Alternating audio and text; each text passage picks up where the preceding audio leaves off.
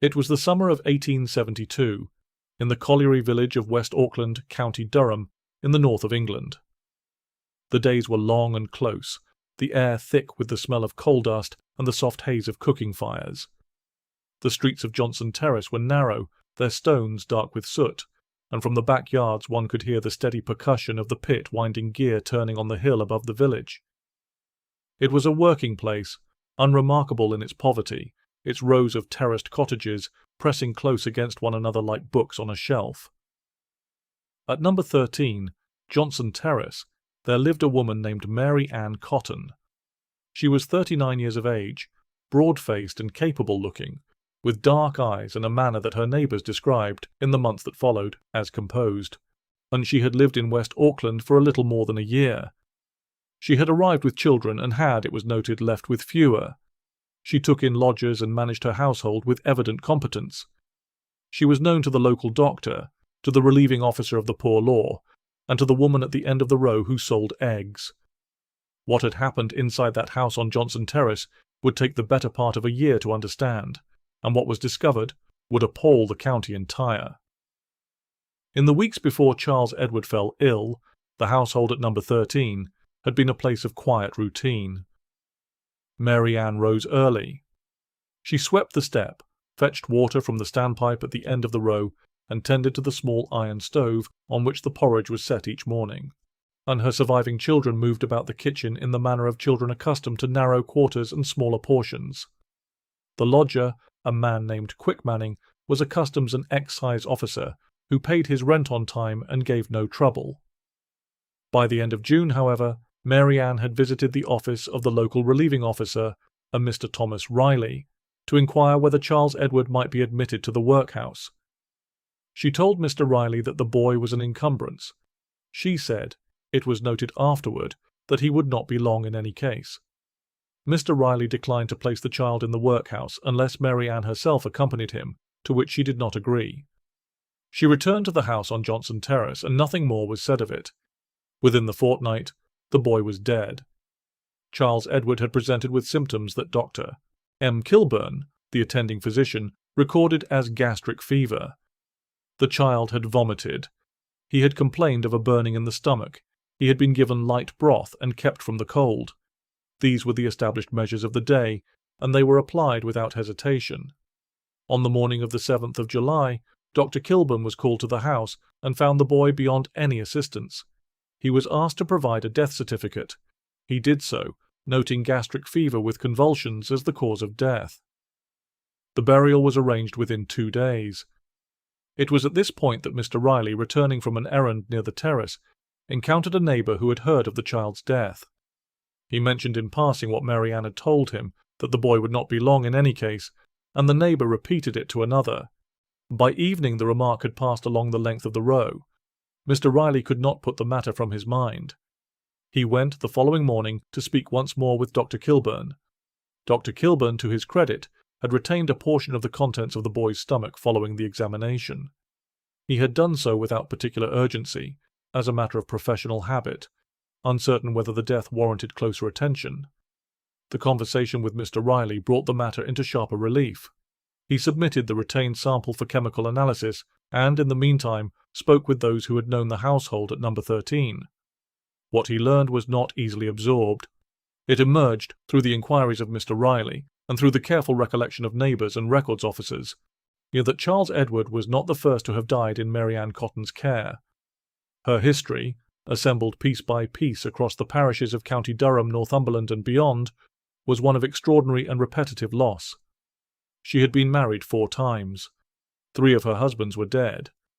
She had borne or taken into her care a number of children across those years. The precise number was difficult to confirm, and a very great many of them had died in circumstances the attending physicians had recorded in each instance as gastric fever or inflammation of the stomach. There had been William Mowbray, her first husband, dead in 1865. Before him, 4 of their children in rapid succession. There had been George Ward, her second husband, dead within a year of the marriage. There had been James Robinson, from whom she had separated after the deaths of 3 more children in his household alone. There had been Frederick Cotton, her 4th husband, dead in 1871. His son Joseph had followed him within months. His son Frederick Jr. had followed Joseph. And now Charles Edward, the last of Frederick Cotton's children, was in the ground beside his brothers. At each remove, Mary Ann had collected the insurance monies. Each child, each husband, had been insured through one of the industrial burial societies that had become common among the working poor of the North, a penny or two a week, paid faithfully, against the cost of a proper burial. The sums were not large. They were, however, consistent. Nothing more had been thought of any of these deaths at the time. Each had occurred in a different town, before a different doctor, and was duly recorded and closed. The chemical analysis of the stomach contents retained by Dr. Kilburn was conducted on the 15th of July, 1872, at the laboratory of Dr. Thomas Scattergood, a lecturer in forensic medicine and toxicology at the Leeds School of Medicine. Dr. Scattergood was experienced in the detection of metallic poisons and applied the established Reinsch test, in which samples are exposed to a strip of clean copper in an acidic solution. Where arsenic is present, the copper strip will become coated with a grey metallic deposit that may then be further refined and measured. The strip returned a deposit. Dr. Scattergood conducted supplementary testing and submitted his findings in writing on the 22nd of July. He concluded that the stomach contents of Charles Edward Cotton contained arsenic in a quantity sufficient to have caused, or materially contributed to, the death of the child. He stated his findings plainly in the formal language of professional report, and forwarded the document to the coroner for County Durham. Mary Ann Cotton was taken into custody on the 25th of July, 1872, by Sergeant Thomas Hutchinson of the Durham Constabulary. She was apprehended at No. 13 Johnson Terrace without incident. She was calm, it was noted. She made no immediate statement. She was conveyed to Bishop Auckland and formally remanded in custody by the magistrates that same afternoon. The charge as first preferred was the wilful murder of Charles Edward Cotton. An inquest had been opened on the 8th of July and adjourned to permit the chemical examination. It was now reconvened before the coroner, Mr. George Graham, at the King's Head public house in West Auckland, which served, as was common practice at the time, as the nearest convenient assembly room. Witnesses were called. Mr. Riley described his conversation with the accused. Dr. Kilburn described the child's presentation and his subsequent decision to retain the stomach contents. Dr. Scattergood presented his chemical findings in full. The jury withdrew for a period of less than 1 hour. They returned a verdict of wilful murder against Mary Ann Cotton, and she was committed to Durham Jail to await trial at the Durham Assizes. The house on Johnson Terrace was sealed. In the months that followed her committal, the authorities undertook a broader examination of Mary Ann Cotton's history. Orders were made for the exhumation of several bodies connected to the accused. The work was conducted under the direction of Dr. Scattergood, assisted by local physicians, and proceeded across 3 counties through the autumn and winter of 1872. The body of Frederick Cotton, Jr., interred at St. Helen, Auckland, was examined in August. Arsenic was found. The body of Joseph Natras, a man who had lodged with the accused and who had died in the spring of 1872, was exhumed from the churchyard at West Auckland. Arsenic was found. The body of Robert Robson Cotton, an infant, was similarly examined. Arsenic was found. In each instance, Dr. Scattergood's report noted the presence of arsenic in the liver, stomach, and intestinal contents in quantities consistent with repeated administration over a period of days. The distribution of the poison within the tissues indicated, in his professional opinion, that the substance had been introduced through ingestion. It had not accumulated through environmental exposure, nor was it consistent with any preparation then in legitimate medical use. The question of means was addressed by the investigation of local purchases. Arsenic was, in the 1870s, widely available. It was sold openly by chemists and general merchants, principally as a component of soft soap used for the treatment of bedbug infestations in the walls of working-class dwellings. A woman purchasing it would excite little notice. No specific purchase by Mary Ann Cotton was traced with certainty, but the means required no elaboration. It was present in every corner shop in the county. The case against her was, by the close of 1872, one of the most thoroughly documented poisoning investigations the Northern courts had seen. If you are finding this case as compelling as we are, please take a moment to like this video and subscribe to our channel. It truly helps us continue researching and bringing these forgotten histories to light. We read every comment, so please do share your thoughts on the case below. Now, back to Durham, in the winter of 1872. Mary Ann Cotton remained in Durham jail through the winter months. She gave interviews to the press, in which she maintained her innocence with consistency and without obvious agitation. She was visited by a minister of the Wesleyan faith, with whose denomination she had long been associated, and she was reported to have prayed at length and in apparent earnestness. The formal charge of wilful murder in the death of Charles Edward Cotton was confirmed by the grand jury at Durham in February of 1873, and the date for trial was set. The trial of Mary Ann Cotton opened at the Durham Crown Court on the 5th of March, 1873, before Mr. Justice Archibald.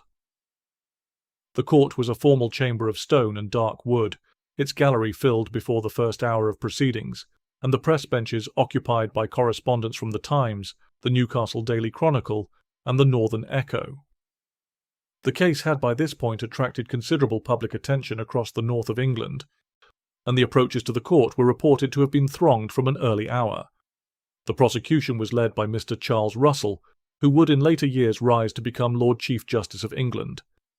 He presented the case with methodical precision.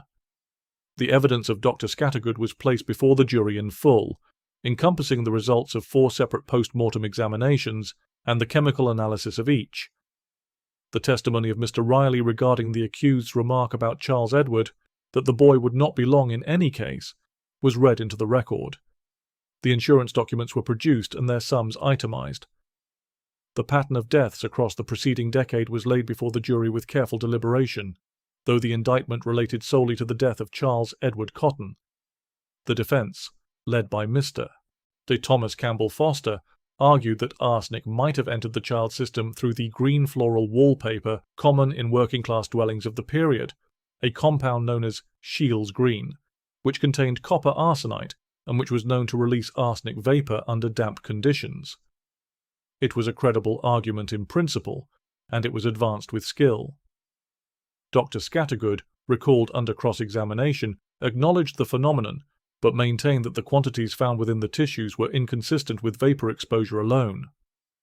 Mary Ann Cotton did not give evidence. The jury retired on the afternoon of the 7th of March, 1873. They were absent for 57 minutes. Upon their return, the foreman delivered a verdict of guilty of wilful murder. Mr. Justice Archibald assumed the black cloth and passed sentence of death. Mary Ann Cotton stood without visible expression.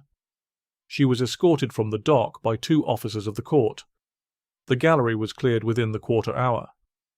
The execution of Mary Ann Cotton was fixed for the 9th of March, 1873, at Durham Jail, to be carried out by the hangman William Calcraft, who had held the office of public executioner for the Crown for more than 30 years.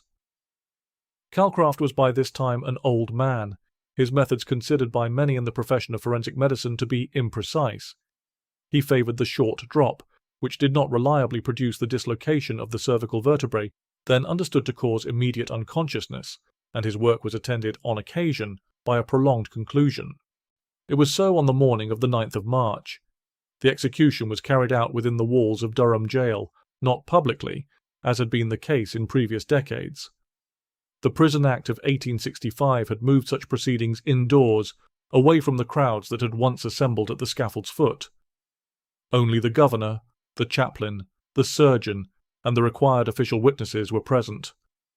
The chaplain read the office of the dead. The bolt was drawn at 8 o'clock in the morning. It was recorded in the governor's register that death was not immediate, and that 3 minutes elapsed before the surgeon confirmed the cessation of life. A black flag was raised above the gatehouse. Outside, in the street, a small number of people had gathered in silence. They dispersed without incident. The newspapers of the north received the news before noon. The Newcastle Daily Chronicle ran a full account across 2 columns. The Northern Echo, whose editor was a young man named William Thomas Stead, who would in later years become one of the most prominent journalists of the age, had already published extensively on the case and now carried the final report with a restrained solemnity that distinguished it from the more excitable coverage elsewhere. In the months and years that followed, a number of inquiries were made into the practices of the industrial burial societies through which the accused had collected the sums associated with each death. No substantial reform was immediately forthcoming. The societies continued to operate as before, and the question of how a pattern of deaths distributed across so many parishes and so many years had escaped official notice was raised in correspondence, and then, in the manner of such questions, was set aside. The precise number of people who died at the hands of Mary Ann Cotton has never been established with certainty. Historians of the case have proposed figures ranging from 11 to 21. The available records do not resolve the matter, and a number of the relevant registers were imperfectly kept. At the churchyard of St. Helen, Auckland, and at the burial ground of West Auckland, the stones that mark the graves of Frederick Cotton Jr., Joseph Nattrass, and Charles Edward Cotton stand close together. The inscriptions are worn now, the lettering filled with lichen. In spring the grass grows long between them. There is no stone for Mary Ann Cotton. The file remains in the record, bound in dust and silence.